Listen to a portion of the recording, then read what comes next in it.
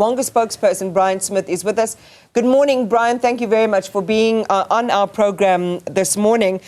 We are, as you say, spending less freely, but we're spending more carefully. Just give us just a couple of high-level takeouts from the survey, things that stood out for you in terms of what you found. Thank you very much. Good morning, Iman, and good morning, R289, and compliments of the season to both you and your viewers.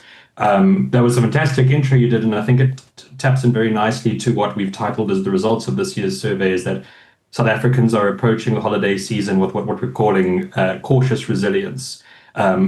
Pretty interesting findings this year, this being our 8th survey where we pull more than 10,000 South Africans, both a mixture of Wonga customers and the general public, as to how they'll be spending across the festive season.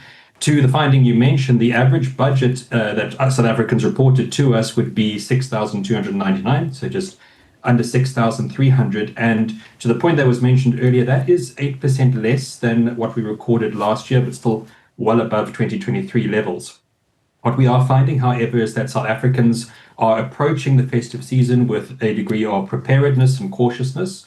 A majority of our respondents actually cited that this year they have saved throughout the year towards bridging those festive expenses, or have, to your point, made use of savings vehicles such as stokvels.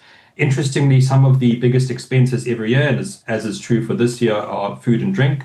Majority of South Africans prefer to spend Christmas with their loved ones, and again, a majority over a braai, followed closely by purchasing gifts or accommodations and local travel. So it's always a fascinating and insightful piece to see exactly how South Africans will be spending their festive season. And it looks like this year South Africans have planned ahead, formed a strategy, and are using financial tools at their disposal to bridge their expenses this holiday season. Yeah, the holiday season is supposed to be about buying gifts and spending a lot more, as you made note of here, Bryan. But I'm now just reading part of this press release too, and parts of it are saying, while 8% won't be buying gifts at all. How does that compare to other years? That is actually slightly down. So what we've seen over the years since we began the survey in 2018 is that prior naturally to the COVID years, budgets were larger. A majority of respondents would be planning to purchase gifts towards their selves or their friends or family. Post-COVID years, we've seen a greater reliance or showing of South Africans not wanting to purchase gifts. However, a majority of South Africans this year have indicated overall that they would be purchasing gifts for their friends and family, and if they opted to, they would prefer to receive a gift as well. Of all gifts available to them, a majority actually responded saying that they would prefer money, cash money as a gift, followed by vouchers or grocery vouchers, with a tertiary category being clothing. Yeah, it's so interesting you say that. I mean, I attended a beautiful wedding this last week, and one of the couple's request was to have cash. I think that just makes so much more sense, because it gives you the autonomy to decide how you want to spend it, whether you want to bank it, reserve it, and do something in future. I was really interested in the point that you raised in the finding of the survey around the issue of saving. Besides the stokvel saving, people have been intentional about what they want to do, planning ahead towards December. I think even in a good economy, that's a good thing. That's a good discipline to have, right? Absolutely. At Wonga, we always recommend that our customers closely follow and plan through a monthly budget. And what is refreshing is that, at least in our industry and sector, we always advocate that South Africans undertake what we call a 52-week savings challenge, whether that's, say, for Christmas, their birthday, or another special occasion, to be able to save funds over a longer period. We do naturally see the use of alternative savings vehicles, such as stokvels that we mentioned earlier. Typically as well, we do see South Africans turn to credit, such as short-term loans, which we at Wonga provide. That is around 21% of respondents this year. So a majority have planned ahead, at least according to our survey findings.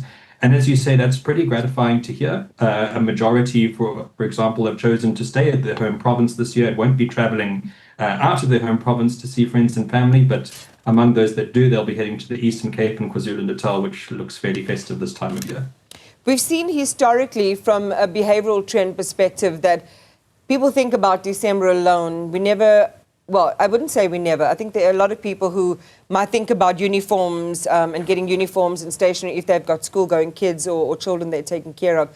but not too much consideration for what happens over January, especially if you're getting paid earlier in December.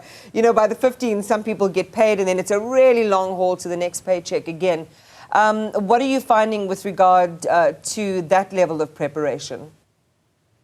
That's a good question. Speaking specifically to January preparedness, it's not an area that we do cover in the survey, but perhaps to speak to the point, we do see this year that 40% of our respondents are expecting a December bonus, which similarly speaks to the earlier use of savings methods such as stokvels or financial preparedness.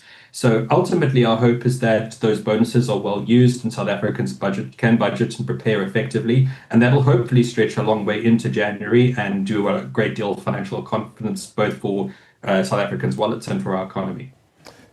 Bryan, I mean, I'm also seeing with part of it, there's good news for the economy in general. 41% of respondents are feeling better off than this time last year, compared to 30% feeling worse off, with the rest feeling the same. What has that actually meant for your business? I know you made note of the short-term loans that, of course, Wonga provides, but does that mean you've seen a decline in the number of people actually requesting loans from your business because people are feeling the need to save a little bit more?